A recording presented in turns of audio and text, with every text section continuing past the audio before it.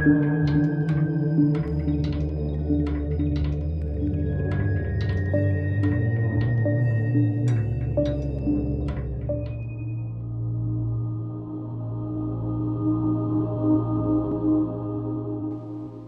mobil pick-up terakhir di perbatasan sungai.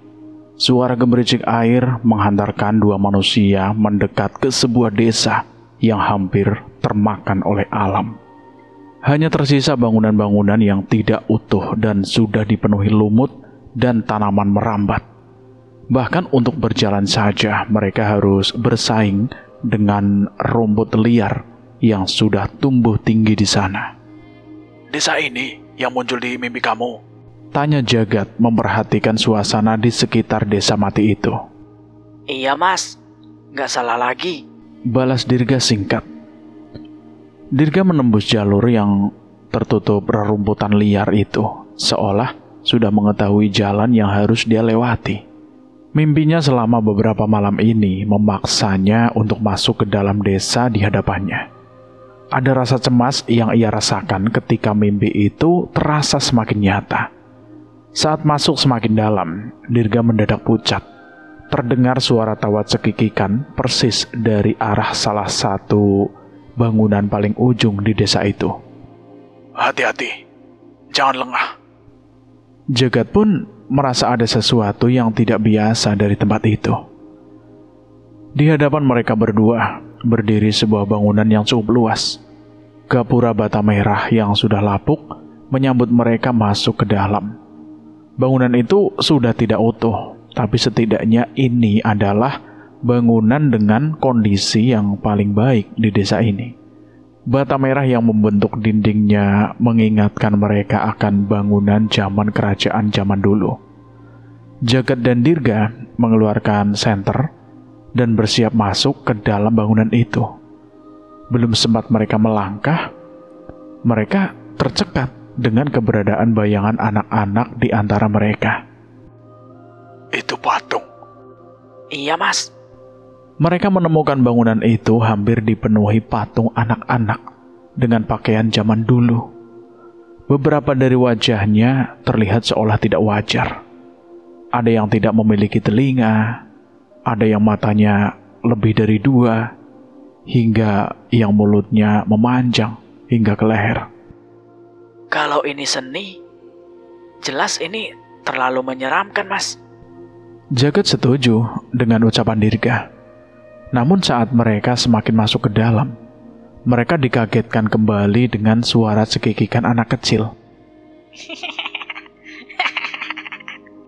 Jagat dan Dirga menoleh ke setiap arah di bangunan itu. Mereka mencari asal suara itu, namun tidak menemukan apapun. Bahkan mata batin mereka tidak mendeteksi sosok di balik suara itu. Di sini. Tiba-tiba Dirga tersentak dengan suara yang berasal dari belakangnya. Ia sedikit menunduk dan melihat sebuah patung anak-anak tanpa mata dan hidungnya menyeringai ke arahnya. "Wah!" Dirga kaget dan melangkah ke belakang. Namun entah mengapa, tiba-tiba Dirga menyenggol patung yang ia yakini sebelumnya tidak ada di belakangnya. Prak! Patung itu pun jatuh.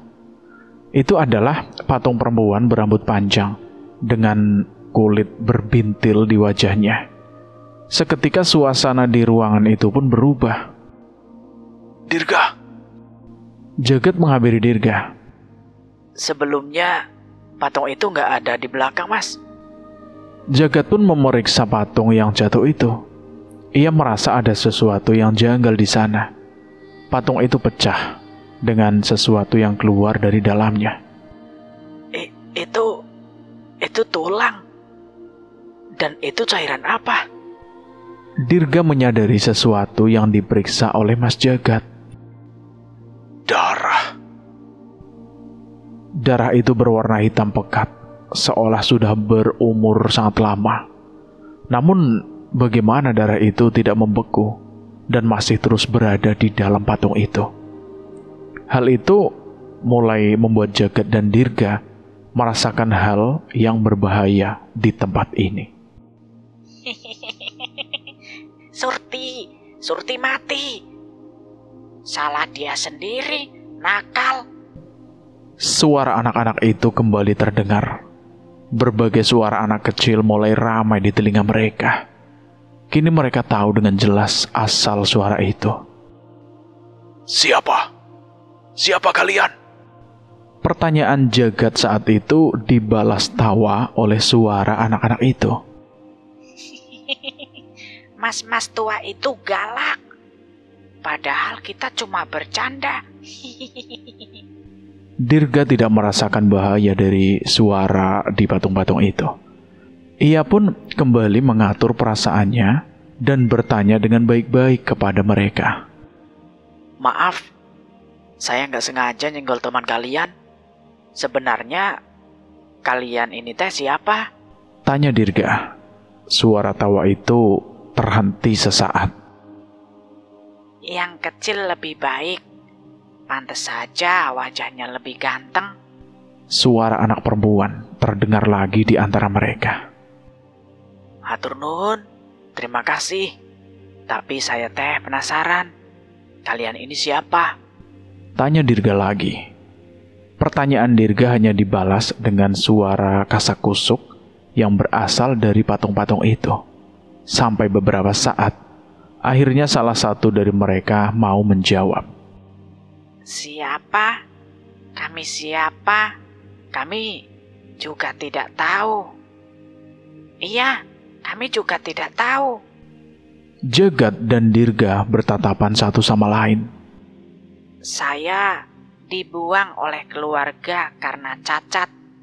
Ki Luwang menolong saya dan membawa ke tempat ini. Tapi setelah itu, saya tidak bisa bergerak. Hanya bisa melihat, mendengar, dan mencium bau saja. Ucap salah satu patung di belakang.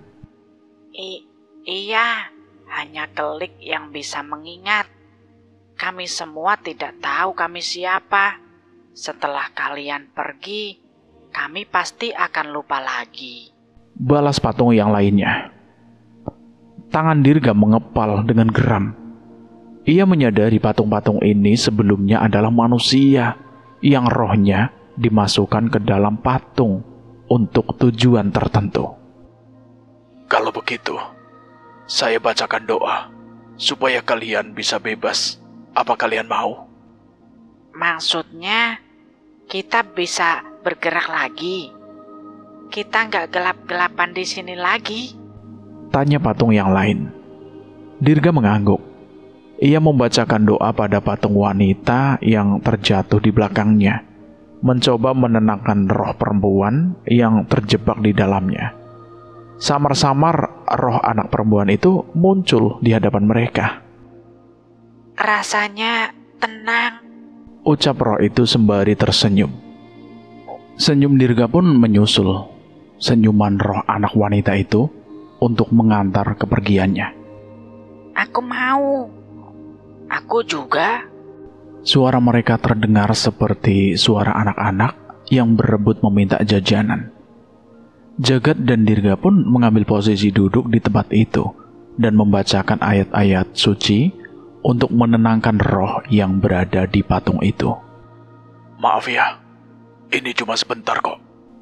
Sementara Mas Jagat melanjutkan doa-doanya, Dirga menghancurkan patung itu satu persatu dan mengeluarkan berbagai macam tulang, organ yang sudah mengering, dan darah yang berada di dalam patung.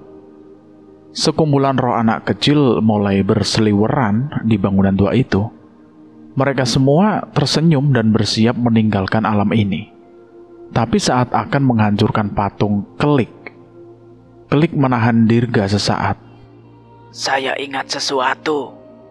Dirga terhenti dan mendengarkan ucapan Kelik. Ada ruangan lain di dalam. Ada patung-patung yang lebih menyeramkan di sana. Tugas kami adalah menjaga mereka sampai mereka sempurna di purnama ke-1000. Ucapan Kelik membuat Jagat menghentikan doanya sesaat dan mendekatinya. Patung lagi. Kelik tahu untuk apa mereka dibuat.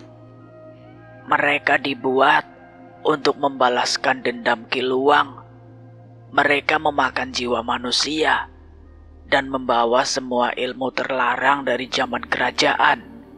Ucap patung kelik. Apa? Balas dendam? Balas dendam pada siapa? Keluarga Dharma Wijaya dan keturunannya. Ucap patung kelik itu membuat Dirga kaget. Jagat pun segera menoleh ke arah Dirga dan memastikan ia tidak terguncang. Ada lagi yang mau kau sampaikan? Ada. Apa itu? Patung itu terdiam cukup lama, seolah menelaah ruangan yang sudah mengurungnya selama bertahun-tahun. Terima kasih. Doa dari Jagat dan Dirga mengantarkan kepergian kelik menyusul teman-temannya yang lain. Memang bukan di sini ujung dari mimpi saya, Mas. Maksud kamu, masih ada tempat lain? Dirga mengangguk dan mengarah ke ruangan yang lebih dalam. Ada ruangan cukup luas setelah ruang patung itu. Cahaya matahari sudah tidak mampu menerangi sampai dalam, hingga mereka berdua mengeluarkan senter untuk menerangi langkah mereka.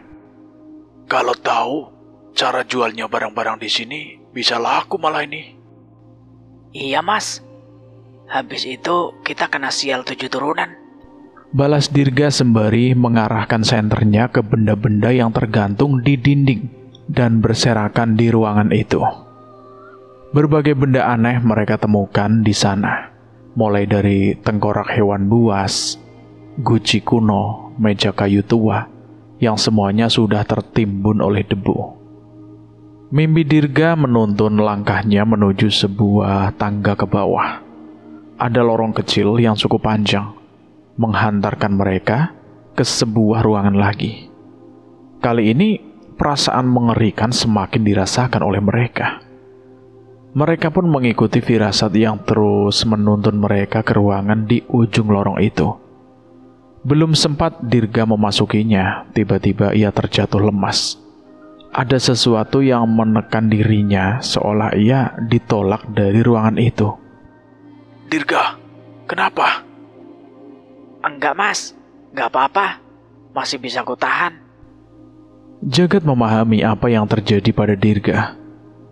Ia pun memutuskan untuk bertukar posisi untuk memasuki ruangan itu.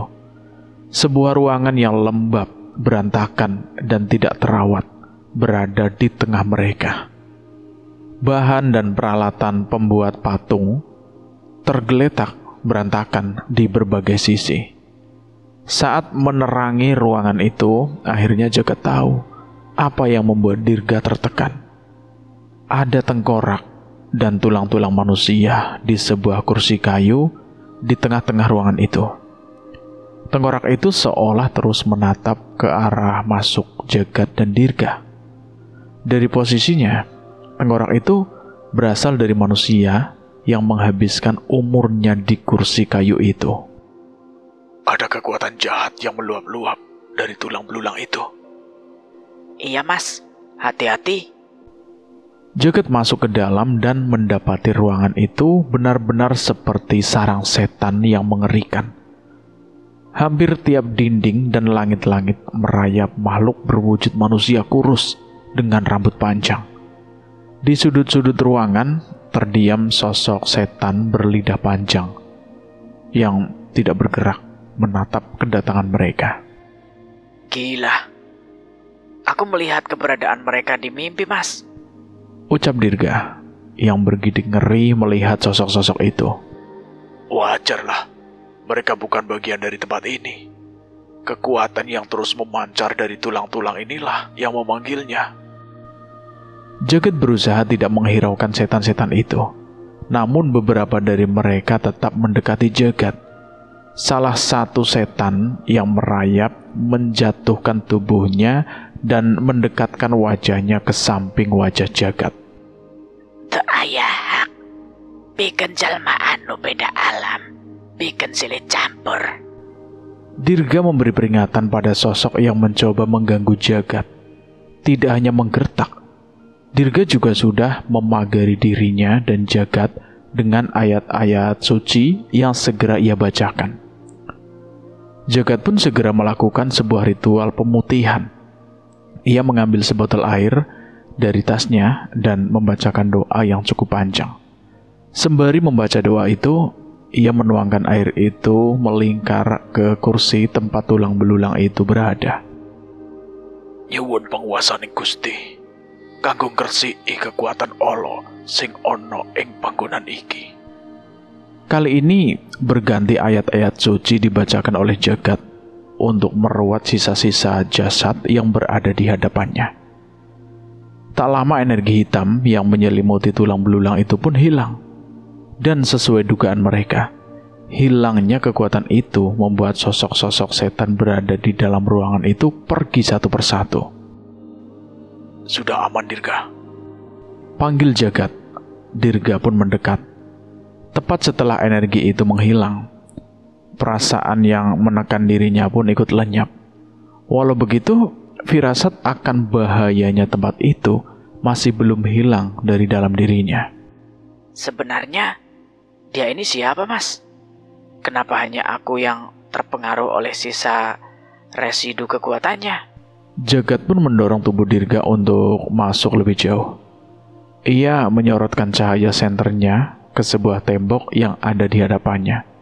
Tak begitu jelas, tapi masih dapat terlihat. Ada 3 buah alas bekas patung terjejer di sana. Beberapa retakan seolah menandakan sebelumnya ada patung yang berdiri di sana. Sayangnya, retakan yang tidak berdebu itu seolah menandakan perpindahannya patung itu belum dalam jangka waktu yang lama. Tapi bukan hanya itu yang ingin ditunjukkan oleh jagat, melainkan tulisan besar di dinding yang dipahat cukup dalam. Turunan ke-7, Purnama ke-1000. Sumpahku untuk menghabisi seluruh Trahtarma Wijaya dan semua keturunannya akan dimulai. Ketiga anakku akan membalaskannya untukku. Nyawaku kupersembahkan untuk darah seluruh garis keturunan Dharma Wijaya. Dari Ki Luang. Patung Sinden. Suara deru mesin mobil bersahutan dengan suara radio yang menemani Jamal dan Randy melalui jalur antar kota. Jalur pegunungan yang minim penerangan tak membuat Jamal ragu untuk memacu kendaraannya untuk kembali ke kampungnya di Jawa Tengah. Kenapa nggak lewat Pandura aja, Mal? Biasa kan lewat sana. Tanya Randy. Jamal menoleh ke arah Randy sebentar dan kembali berkonsentrasi kepada jalan. Biasanya kan kita berangkat dari Jakarta, lebih cepat lewat utara. Lah sekarang kan mampir Bandung dulu, lalu lewat Pantura, ya muter. Jelas Jamal. Randy hanya mengangguk sembari memikirkan topik pembicaraan untuk mengamankan Jamal dari ngantuknya. Lagian, kamu gak ingat kejadian tahun lalu pas kita lewat Alas Roban? Tanya Jamal. Randy mengingat sejenak. Ia menggali lagi memorinya saat terakhir kali kembali ke kampungnya melewati jalur Alas Roban. Saat itu ada kejadian aneh yang menimpa mereka. Sepanjang perjalanan mereka diikuti oleh sebuah mobil yang terus menempelnya tak jauh dari belakang. Mereka sudah melambat ke jalur kiri untuk membiarkan mobil itu melewatinya. Anehnya, mobil itu malah ikut melambat dan terus berada di belakang mereka. Merasakan kemungkinan bahaya, mereka pun memutuskan menepi ke salah satu sebuah warung di jalur Alas Roban yang menurut mereka cukup ramai. Mereka pun turun dari mobil dan memerhatikan sosok mobil yang mengikuti mereka itu. Mobil itu pun melewati Jamal dan Randy dengan perlahan, seolah masih berharap mereka mau melanjutkan perjalanan lagi. Tapi saat mobil itu akan melewati mereka berdua, sontak perasaan ngeri menyelimuti Jamal dan Randy. Mobil itu adalah sebuah mobil box tua yang sudah penuh dengan karat. Beberapa bagian di mobilnya sudah penyok. Jika dilihat dari bentuknya, seharusnya mobil itu sudah tidak mungkin beroperasi lagi. Tapi bukan itu masalah utamanya. Saat melintasi mereka berdua, mobil itu berjalan dengan perlahan. Jendela mobil itu terbuka dan terlihat seorang sopir yang mengendarainya. Jamal dan Randy yang penasaran berusaha mengintip sopir yang sedari tadi membuntuti mereka. Dan hal itu membuat mereka menyesal. Mobil itu dikendarai seorang pria dengan tubuh penuh darah. Tangannya tetap menggenggam setir sembari menoleh menyeringai ke arah Jamal dan Randy dengan wajahnya yang penuh darah. Seketika wajah Jamal dan Randy menjadi pucat, dan tepat saat akan melewati mereka, kepala sopir itu terjatuh di kursi sebelahnya. Jamal dan Randy tak mampu bereaksi melihat pemandangan itu, sampai akhirnya mobil itu menghilang di antara kabut malam itu. Waduh, gak mungkin lupa lah, Mal. Seumur-umur baru itu aku ngelihat setan. Balas Randy, mengkonfirmasi pertanyaan Jamal. Nah, pas ngitung-ngitung jam tadi, kira-kira kita akan lewat alas roban di jam yang sama.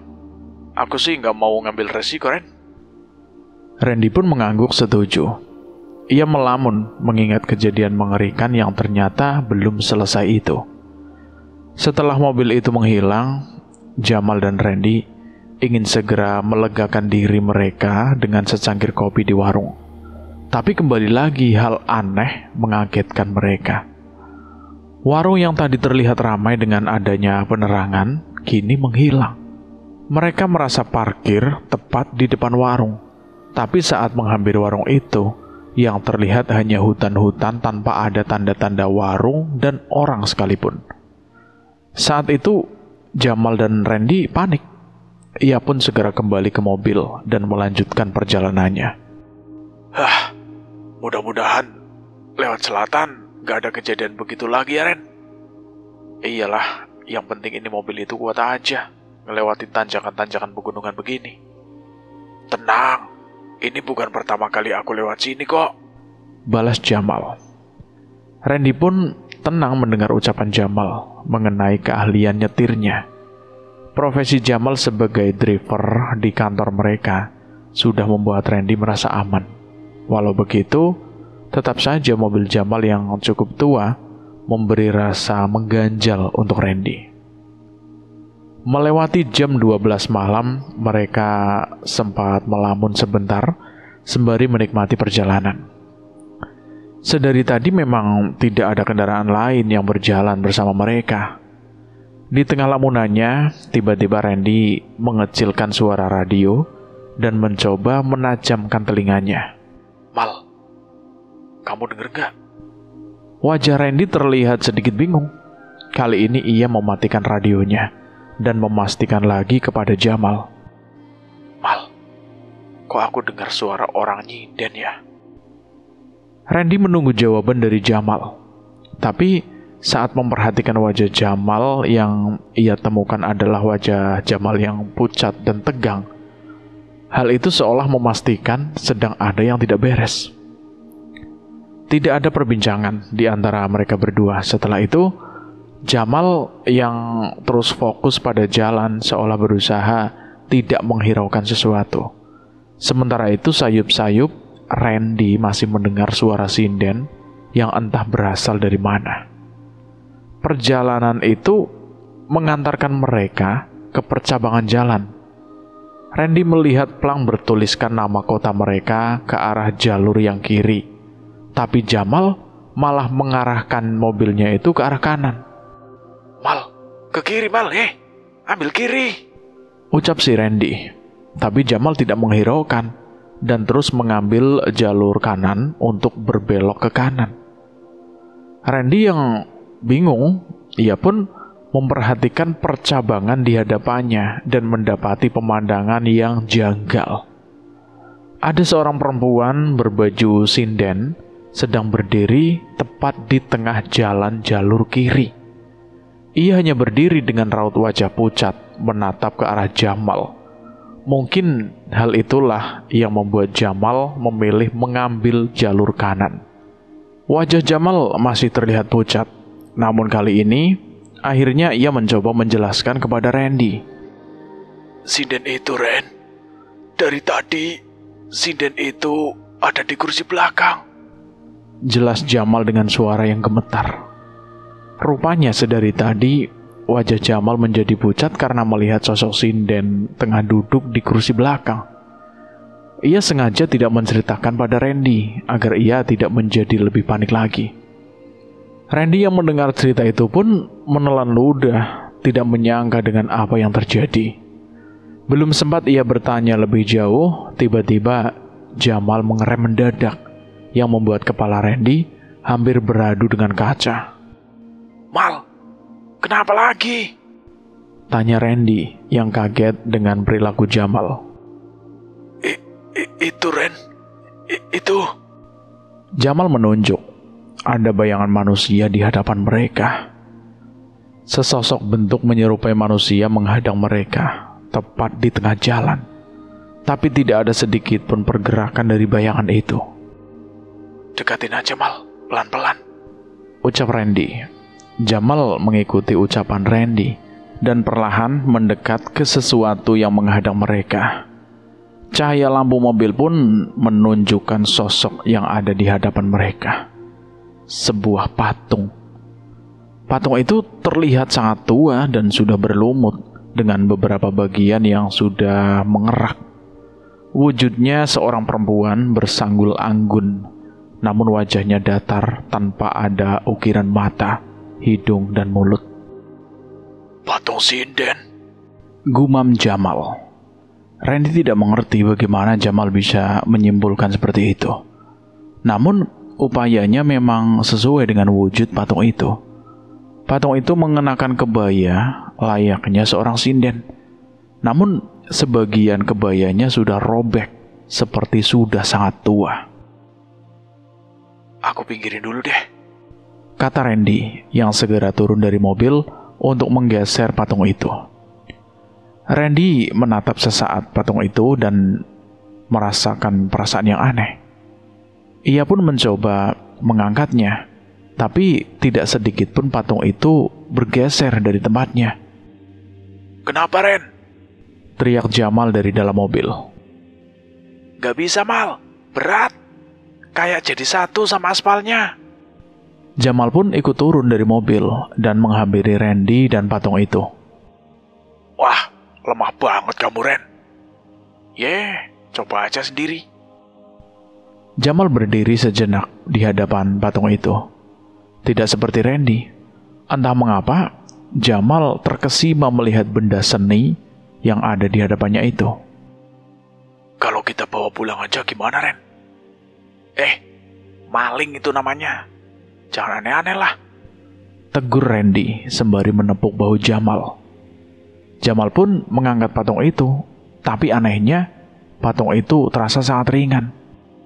Walah, enteng kok gini kok, Ren. Gampang banget ngangkatnya. Ucap Jamal sembari beberapa kali mengangkat patung itu. Randy heran, ia kembali mencoba mengangkat patung itu lagi, tapi gagal. Kali ini, ia jelas merasa ada yang aneh. Loh, Mal. Kok dibawa ke mobil tuh? Gak apa-apa. Biar taruh di rumahku aja. Buat pajangan di dekat pancuran. Kata Jamal sambil melipat jok mobil tengah dan belakang untuk membawa patung itu. Mal, jangan, Mal. Aku ngerasa ada yang gak beres sama patung itu.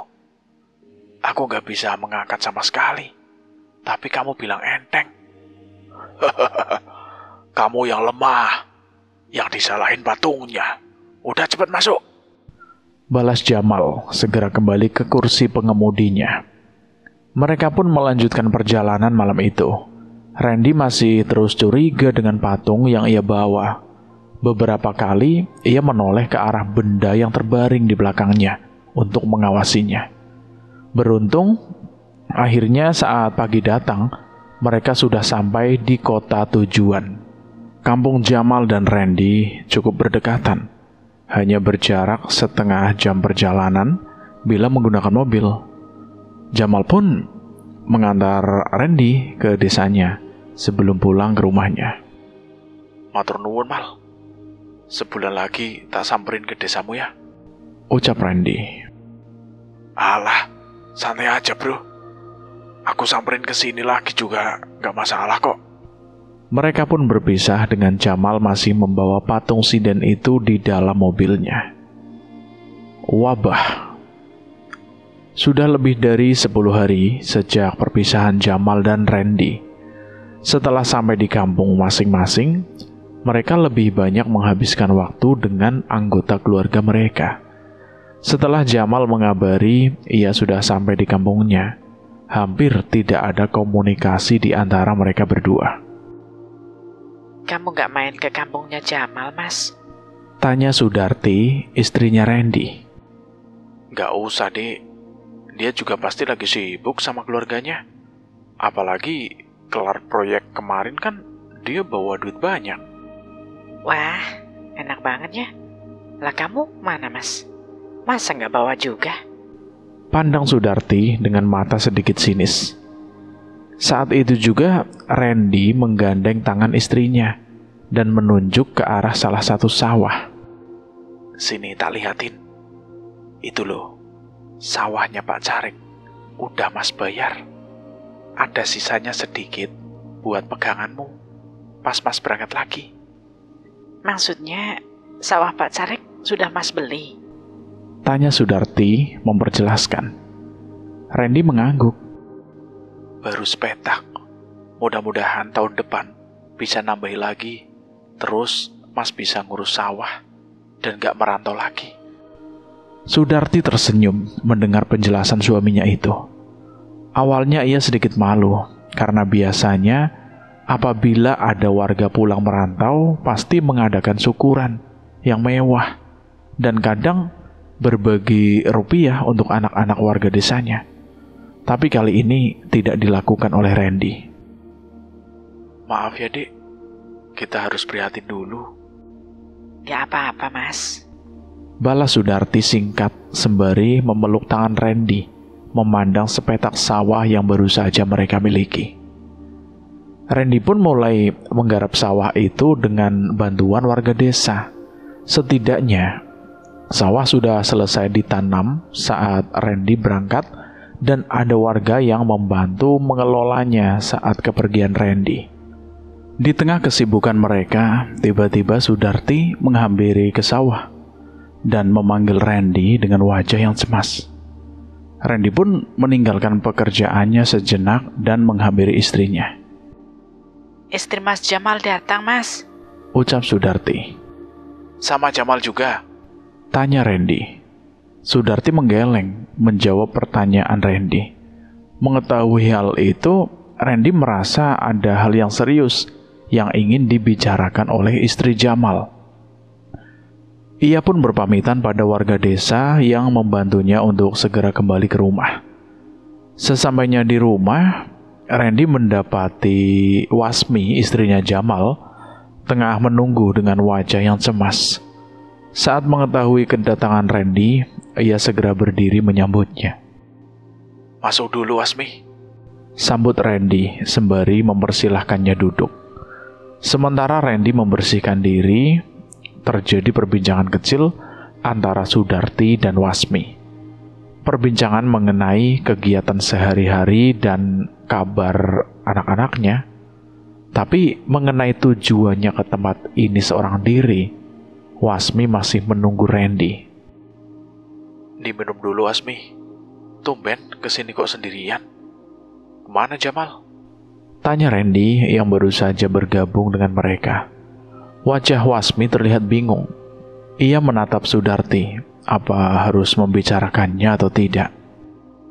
Anak saya, Mas. Udin sakit, Mas. Sudah hampir seminggu. Wasmi membuka maksud kedatangannya. Ya ampun. Terus gimana? Sudah dibawa ke rumah sakit? Sudah, Mbak. Sudah dapat obat. Tapi bukannya semakin membaik, malah sebaliknya. Jelas Wasmi. Randy dan istrinya beradu pandang memikirkan hal yang sama. Jamal gimana? Udah coba dibawa ke rumah sakit kota? Wasmi sudah tahu pertanyaan itu pasti akan keluar dari mulut mereka berdua. Ia pun menggenggam erat tangannya di pangkuannya seolah menguatkan diri untuk berbicara. Jamal semakin hari semakin aneh, Mas. Aneh? Aneh gimana maksudnya? Mas juga tahu kan, kalau Jamal pulang dengan membawa patung dengan pakaian sinden. Randy mengangguk, sementara Sudarti mencoba mencerna arah perbincangan mereka. Jamal jadi aneh beberapa hari setelah pulang ke rumah. Sepertinya karena patung itu.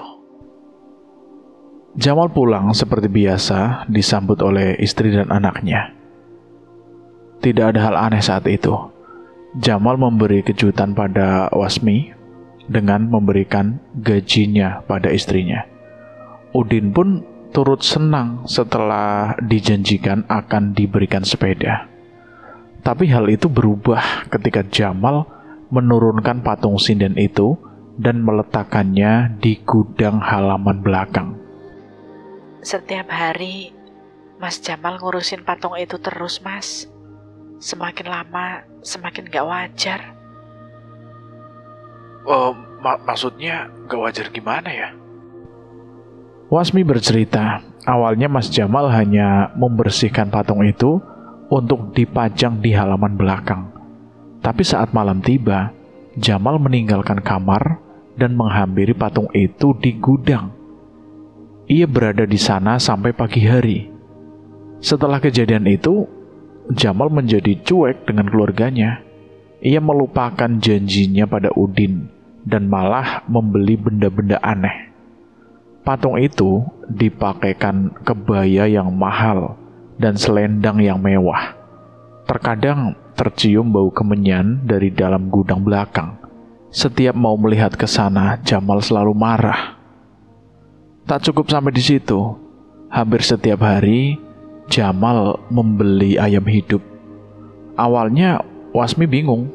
Namun, suatu malam, ia memberanikan diri untuk mengintip ke gudang.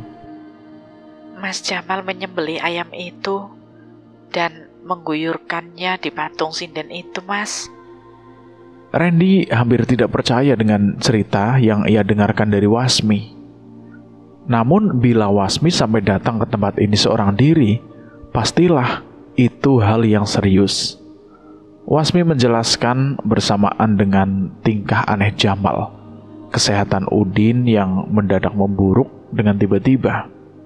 Tubuhnya melemah dan muncul koreng di tubuhnya. Wasmi meminta Jamal untuk membawa Udin diperiksa, tapi Jamal seolah tidak peduli. Udin sudah diberi obat, namun sakitnya malah semakin parah, yang membuat Wasmi berpikir bahwa penyakit itu tidak wajar adalah ketika setiap malam saat Jamal memasuki gudang belakang. Tak lama, Udin berteriak kesakitan. Lukanya kembali bernanah tanpa sebab yang jelas. Besoknya, tak hanya Udin, hampir semua anak-anak di desa itu terjangkit penyakit yang sama. Anak-anak itu lemah, tak mampu bangkit dari tempat tidurnya. Tubuhnya pun muncul bintil dan luka persis seperti Udin. Awalnya Wasmi ingin memberitahu tentang Jamal kepada warga desa dengan harapan ada yang mengerti sehingga bisa menangani wabah ini. Tapi Wasmi mengurungkan niatnya karena takut terjadi apa-apa pada Jamal bila ia dituduh sebagai penyebabnya. Ya sudah, kita samperin aja Jamal. Kalau benar seperti ceritamu, biar aku tempeleng sendiri orangnya, kata si Randy. Randy pun berpamitan pada istrinya dan mengikuti Wasmi menuju desanya. Sebelum berangkat, Randy menghampiri Pak Carik lebih dahulu untuk menitipkan sawah yang baru saja ia beli darinya. Sejak awal Pak Carik memang sudah berjanji akan membantu mengelola sawah tersebut sampai Randy kembali menetap di desa. Kula nuwun. Randy menghampiri sejenak rumah Pak Carik yang tengah menerima tamu seorang bapak di sana. Oh, iya monggo Mas Randy. Ngapunten, mohon tunggu sebentar ya. Wah, lagi repot ya Pak. Saya izin pamit sebentar Pak. Mau nitip sawah saja. Pupuk dan yang lainnya sudah saya letakkan di depan. Lah, mau kemana toh Mas Randy? Bukannya katanya sebulan di sini. Iya Pak, cuma sebentar kok. Mau nyamperin teman di desa sebelah. Temannya sakit ya? Iya Pak, bisa jadi begitu. Agak aneh juga sih katanya. Makanya mau saya samperin. Loh, aneh gimana toh? Belum tahu juga sih Pak. Tapi katanya sampai membawa wabah ke anak-anak di desanya. Mendengar ucapannya, seorang yang bertamu seolah menatap penasaran ke arah Randy. Pak Carik pun tidak mau menahan Randy lebih lama dan mempersilahkannya untuk berangkat. Mereka pun berjalan kaki ke jalan utama dan menaiki bus menuju rumah Jamal. Menjelang maghrib mereka tiba di tempat tujuan. Tidak seperti di desa Randy. Desa Jamal terasa lebih sepi di saat waktu maghrib. Wasmi mengajak Randy ke rumah orang tuanya terlebih dahulu. Di sanalah tempat ia menitipkan Udin anaknya sembari membiarkan Randy beristirahat. Ia yakin bila Randy dan Jamal bertemu pasti akan ada perbincangan panjang. Randy pun menikmati segelas kopi dan makanan ringan yang disajikan oleh Wasmi. Saat itu ia mendengar suara rintihan dari salah satu kamar di rumah itu. Ibu, sakit bu. Itu adalah suara Udin. Benar seperti cerita Wasmi. Udin merasa kesakitan saat hari mulai gelap. Ia pun ikut masuk dan melihat keadaan Udin. Ia mendapati Udin merintih kesakitan dengan luka bernanah di tubuhnya. Tubuhnya kurus dengan wajah yang pucat. Terlebih, setiap malam ia selalu meminta lampu kamarnya dimatikan karena merasa kesakitan bila berada di ruangan yang terang. Suara rintihan itu juga terdengar di beberapa rumah lain di desa itu. Randy pun geram dan meminta izin untuk langsung menemui Jamal. Wasmi dan Randy pun sampai di rumah Jamal. Sesuai dugaan Wasmi, mereka tidak menemui keberadaan Jamal di rumah dan bergegas menuju gudang belakang. Itu adalah gudang sederhana yang dibuat dengan kayu seadanya, namun cukup besar untuk menyimpan peralatan pertanian. Dari celah kayu itu terlihat cahaya oranye menyala dari dalam ruangan. Dari bentuk cahayanya, mereka menduga itu berasal dari nyala lilin atau lampu minyak dibanding nyala lampu. Sebelum memutuskan untuk masuk, Randy memilih untuk mengintip terlebih dahulu apa yang dilakukan oleh Jamal di dalam bangunan itu.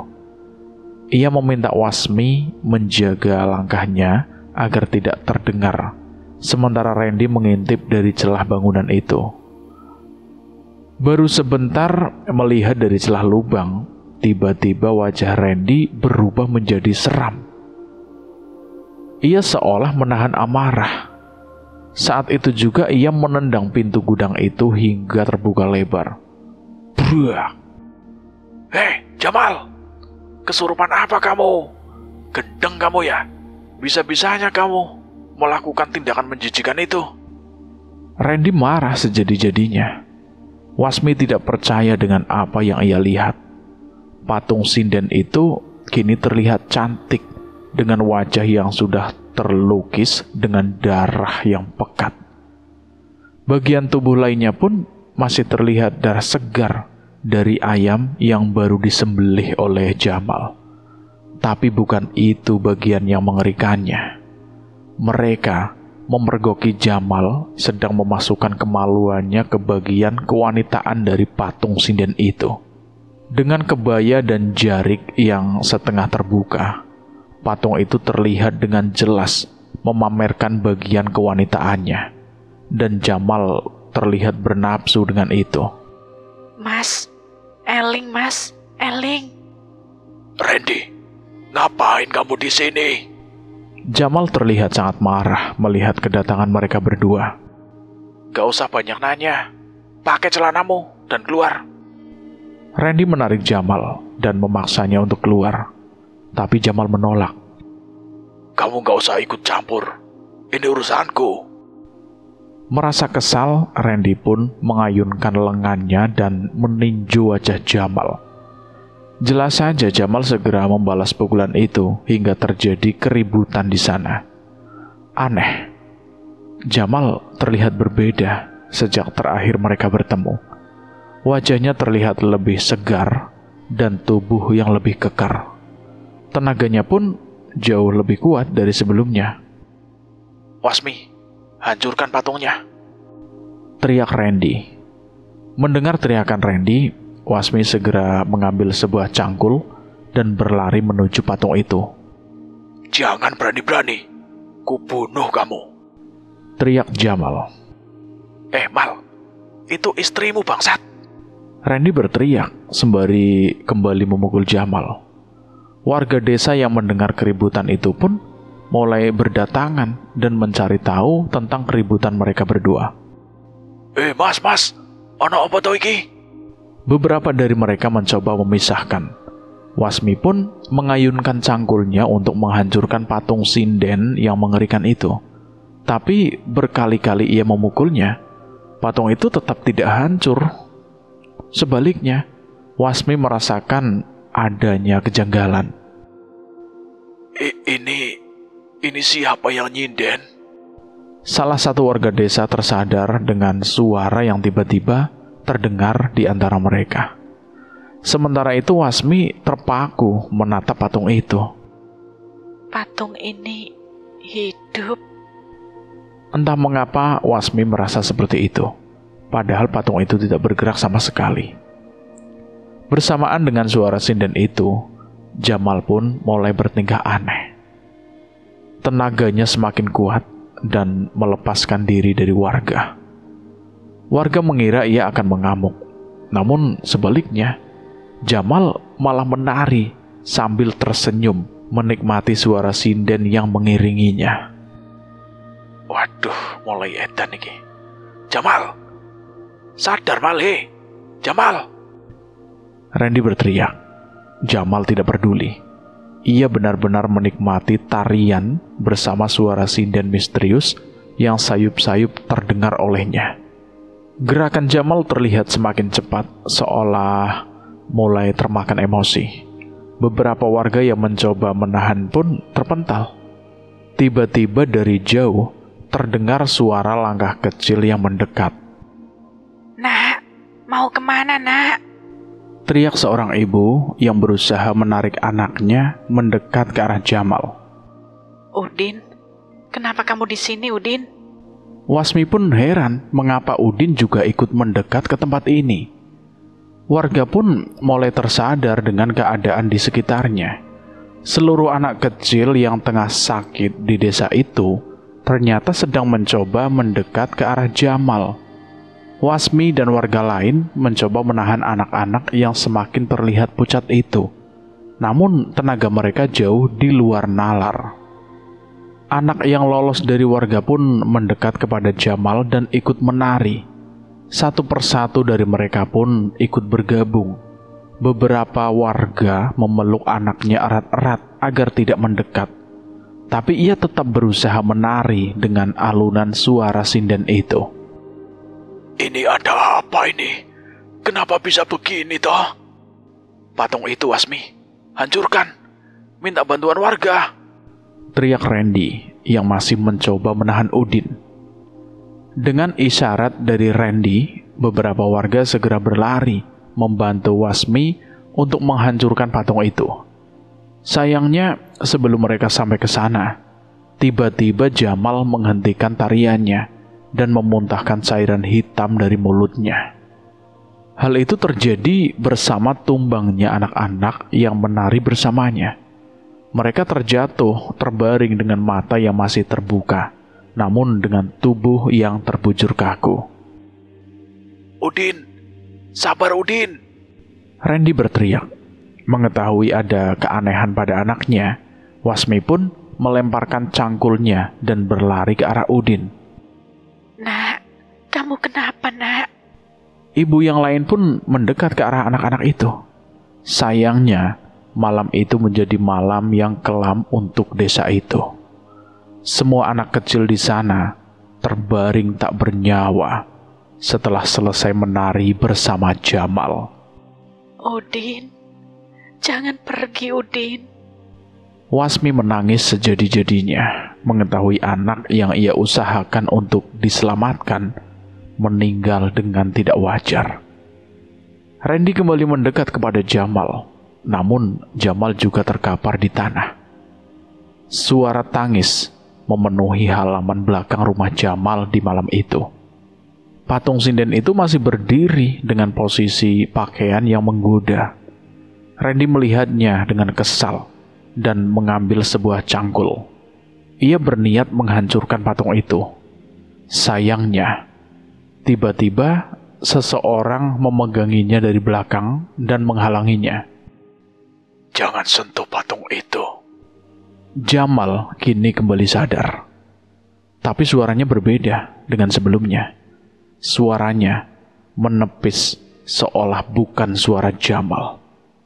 Warga yang melihat kejadian itu pun menyusul Randy dan berinisiatif menghancurkan patung itu. Namun saat mereka mendaratkan pukulannya ke patung itu, tiba-tiba mereka terhenti. Semua warga yang mencoba menghancurkan patung itu dengan alat apapun, tiba-tiba bertingkah aneh. Matanya memerah, seolah kerasukan sosok yang buas. Mereka pun berbalik ke arah warga dan Randy dengan menggenggam berbagai peralatan berat di tangannya. Ada 3 warga yang mengalami nasib serupa. Mereka seolah mengincar Randy dan warga desa untuk dihabisi. Pak, jangan Pak. Patungnya, hancurkan patungnya. Teriak Randy. Sayangnya, ketiga warga itu tidak peduli dan semakin cepat mendekat ke arah Randy yang ditahan oleh Jamal. Lepasin Jamal, lepasin. Randy berteriak, dan anehnya tenaga Jamal semakin besar. Ia merasa kulit Jamal itu semakin segar dan tubuhnya semakin kuat. Randy bersiap menahan serangan dari ketiga warga yang kerasukan itu. Tapi sebelum sebuah linggis mendarat di kepalanya, tiba-tiba terdengar suara alunan doa yang mendekat kepada mereka. Ada seseorang berjalan cukup cepat mendekat dari kejauhan. Seorang pria. Randy mencoba mengenali wajah orang yang terlihat tidak asing bagi Randy. Dalam sekejap, ia pun mengingat bahwa ia adalah seorang bapak yang tadi berkunjung bertemu Pak Carik di desanya. Lantunan doa pria itu membuat warga yang kerasukan pun terhenti.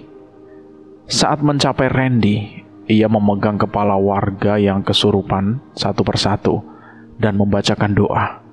Perlahan satu persatu, warga desa pun pingsan dan kehilangan kesadaran. Jamal pun tak luput dari itu. Menjauh semua, menjauh dari patung itu, teriak orang itu. Pak, Bapak yang tadi ketemu di tempat Pak Carik itu kan? Iya betul, nama saya Bimo. Maaf, saya terlambat. Ucapnya sembari melihat jasad anak-anak kecil yang sebagian besar masih di pelukan ibunya. Pak Bimo, tahu tentang semua ini? Sayangnya tidak, Mas. Tapi setidaknya, semoga saya bisa mencegah bertambahnya korban. Ucap Bimo. Bimo mengambil sebotol air, membacakan doa, dan menyiramkannya ke sekeliling bangunan tempat patung itu berada. Ia juga melemparkan garam kasar di sekitarnya, sembari membacakan ayat-ayat suci. Perlahan suara tembang sinden itu pun sayup-sayup tidak terdengar lagi. Rasa mencekam yang dirasakan warga desa pun perlahan mulai menghilang. Setelah memastikan tidak ada warga yang kesurupan, warga pun berpencar mengurus permasalahan ini. Sebagian mengurus jasad anak-anak yang meninggal, dan sebagian berkumpul di balai desa membahas permasalahan ini. Pak, anak saya, Pak. Tangis Wasmi meminta petunjuk mengenai kondisi Udin yang sudah tidak sadar. Bimo pun mengecek tubuh Udin dan menggeleng. Maaf, Pak. Ikhlaskan anak ini ya. Biar saya bacakan doa untuk menghantarnya. Balas Bimo sembari menutup mata Udin dan mendoakannya. Wasmi terus menangis tanpa henti. Orang tuanya pun datang dan berusaha menenangkannya. Kini sebagian warga, Randy dan Bimo pun berkumpul di balai desa. Apa yang sebenarnya terjadi? Beberapa hari lalu desa ini masih tenang. Kenapa tiba-tiba anak-anak bisa sakit dan berakhir seperti ini? Ucapan keras seorang warga membuka pembicaraan. Warga di balai desa pun memulai berbagi spekulasi, mulai dari wabah anak-anak, patung sinden, dan bahkan mulai membicarakan Jamal. Pak Bimo, mungkin panjenengan bisa menjelaskan apa yang terjadi pada desa kami? Tanya salah seorang warga. Bimo menghela nafas dan menoleh ke arah Randy. Mohon maaf Bapak-bapak, saya sendiri baru datang dan belum mengerti. Tapi mungkin Mas Randy tahu sedikit tentang masalah ini. Tapi tolong jangan menyalahkan siapapun atas kejadian ini. Karena satu hal yang saya tahu pasti, ini semua karena tipu daya setan. Ucap Bimo mempersilahkan Randy. Malam itu, Randy menceritakan semua hal yang ia tahu. Runtutan kejadian-kejadian itu sangat sulit dipercaya. Mulai bertemunya mereka dengan sosok setan sinden di jalan, hingga dihadang oleh patung. Kemampuan Jamal mengangkat patung itu saja juga sudah janggal. Disitulah Bimo menjelaskan bahwa saat itu Jamal sudah dipengaruhi oleh setan itu. Sesampainya di desa, Randy tidak begitu khawatir hingga Wasmi datang ke rumahnya meminta tolong untuk berbicara dengan Jamal perihal sakit anaknya dan perbuatan anehnya setiap malam di gudang belakang. Dan malam inilah Randy baru tahu bahwa Jamal melakukan ritual menjijikan dengan memenuhi semua nafsu patung itu. Anak-anak di desa ini adalah tumbal untuk patung sinden itu. Sosok di balik patung itu sedang mencoba melakukan sesuatu yang mengerikan. Maksudnya, anak-anak desa kami menjadi tumbal Jamal. Tanya salah satu warga dengan penuh amarah. Bukan Jamal, dia juga korban. Patung sinden itu bisa mempengaruhi siapa saja. Besok, biar kita kuburkan anak-anak dengan layak, agar rohnya tidak terikat sebagai tumbal patung itu. Jelas Bimo. Warga berusaha menerima penjelasan Bimo. Namun beberapa dari mereka masih memendam amarahnya pada Jamal. Pak, Jamal hilang. Teriakan salah satu dari warga yang segera mengecek keberadaan Jamal setelah mendengar suara mesin mobil itu. Seketika seluruh warga di balai desa berhamburan keluar, memastikan mobil yang melintas tak jauh dari hadapan mereka. Itu mobil Jamal, ucap Randy. Ia pun berinisiatif berlari ke rumah Jamal, memastikan keadaan di sana. Wasmi masih berada di rumah orang tuanya dan tidak ada siapapun di rumah Jamal. Pak Bimo, patung sinden itu tidak ada. kata Randy, yang segera kembali dengan terengah-engah menemui Bimo. Sialan, bisa-bisanya Jamal. Umpat salah satu warga tersebut. Bimo terlihat bingung. Tanpa adanya patung itu, ia tidak bisa menyelidiki patung apakah itu, dan mengapa patung itu sampai memiliki kekuatan yang bisa mengutuk satu desa. Sebelum kembali ke desa, Bimo mencoba memeriksa gudang di belakang rumah, tempat patung itu sebelumnya berdiri. Ia menyalakan lampu minyak yang tergantung di gudang itu dan melihat sekitarnya. Sebuah ruangan yang wangi dengan kembang dan kemenyan. Padahal tanah di bawah tempat itu sudah tergenang darah ayam yang dikorbankan. Bimo mencari petunjuk apapun di tempat itu, namun yang tersisa hanya sisa ubur rampe ritual. Randy ikut mencoba mencari tahu apa yang sekiranya bisa membantu Bimo. Ia pun menemukan sebuah benda yang dibungkus kantong plastik hitam. Saat mengetahui isinya, ia segera memberikannya kepada Pak Bimo. Pak Bimo, ini kebaya tua yang dikenakan patung itu saat kami temukan. Bimo membuka bungkusan itu dan melihat kebaya berwarna krem dengan selendang berwarna merah gelap. Benda itu sudah kotor dan memiliki robekan yang cukup banyak. Tapi Bimo tahu ada sesuatu yang mungkin bisa ia ketahui dari benda ini. Matur suwun, Mas. Saya bawa benda ini. Semoga saja bisa memberi saya petunjuk, ucap Bimo.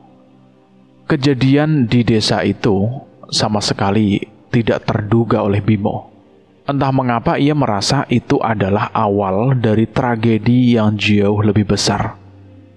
Paginya, Bimo membantu warga untuk menguburkan anak-anak hingga benar-benar selesai. Tangisan orang tua mereka hampir tidak pernah berhenti, bahkan hingga makam mereka ditutup. Bimo pun jelas merasakan kesedihan mereka. Tak lama terdengar suara dering telepon dari telepon genggam. Nama Danan terpampang di layarnya.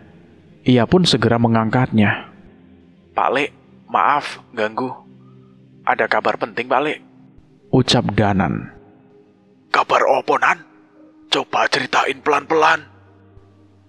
Melalui itu, Danan bercerita tentang kejadian yang membuatnya bingung tentang adanya sebuah bangunan yang tak begitu jauh dari kantornya. Beberapa isu menceritakan bahwa bangunan itu dibangun oleh sekumpulan orang yang mencurigakan. Orang-orang itu berkumpul setiap malam tertentu. Mereka pun membawa barang-barang yang tidak biasa. Bahkan mereka pernah kepergok membawa seekor kambing hitam hidup-hidup masuk ke dalam gedung. Kamu sudah mencari tahu sendiri, Nan? Sudah, Pak Le. Makanya sekarang saya bingung. Memangnya apa yang kamu temukan? Danan bercerita kalau dia sempat menggunakan ilmu raga sukmanya untuk mengecek tempat itu. Tapi saat masuk ke sana, Danan melihat sukma orang-orang itu tidak lagi berwujud manusia. Sukma mereka berwujud setengah binatang. Tapi saat semakin mendekat, sukma Danan terpental dan kembali ke tubuhnya dengan paksaan. Ada kekuatan di sana yang membuat kemampuan keris raga sukma tidak berdaya, Pak Le. Apa itu, Nan? Kamu sempat melihat sesuatu? Iya, Pak Le. Ada sebuah patung di sana. Sebuah patung berwujud kakek tua, bungkuk, dengan pakaian seperti pada zaman dulu. Tapi wajahnya lebih menyerupai seekor kambing, Pak Le. Patung itu disembah oleh kelompok itu. Ada banyak korban yang diserahkan. Tapi ada satu yang mengganjal pikiranku, Pak Le. Ada seorang anak perempuan yang dikurung di kamar. Berbentuknya itu seperti penjara dan didandani secantik mungkin. Aku takut kalau ternyata mereka berniat mengorbankan anak wanita itu untuk berhala itu, Pak Le. Cerita ini bersambung dulu sampai di sini. dan saya akan melanjutkan ceritanya lagi di part berikutnya. Terima kasih buat teman-teman semua yang sudah mendengarkan cerita ini sampai habis. Semoga kalian sehat selalu, panjang umur, bahagia selalu, dan selalu dimudahkan segala urusannya. Dan buat teman-teman yang baru bergabung di channel ini, silakan klik tombol subscribe dan tombol loncengnya, agar kalian tidak ketinggalan cerita terbaru dari kami. Dan saya mohon maaf jika ada kesalahan kata. Saya pamit undur diri. Wassalamualaikum warahmatullahi wabarakatuh.